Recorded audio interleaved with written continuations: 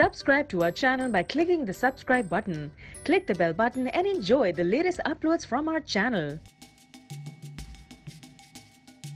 An official from Pakistan Aeronautical Complex has confirmed that Pakistan and Malaysia are in preliminary discussions about the potential export of the Pakistan Aeronautical Complex and Chengdu Aircraft Industry Corporation JF-17 Thunder combat aircraft. Speaking at the Defense Services Asia 2018 exhibition in Kuala Lumpur on April 16, the Pakistan Aeronautical Complex official, who did not want to be identified, said the two governments have had primary level talks about a potential sale of the single-engine fighter in order to meet the air combat requirements of the Royal Malaysian Air Force, RMAF, he said. We are aware of the potential requirements in Malaysia for cost-effective fighter aircraft.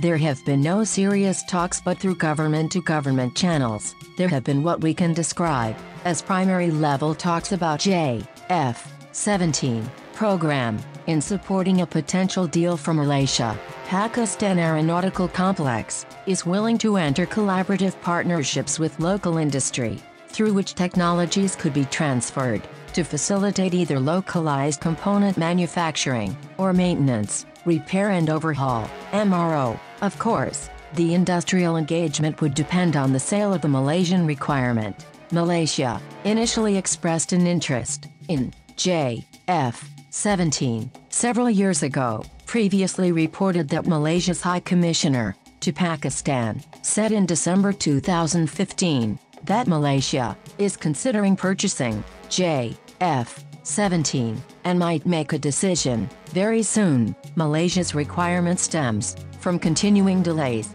in the RMAF's program to procure a twin-engine multi-role combat aircraft. This program, which was announced more than a decade ago, has been hindered largely due to a lack of funds.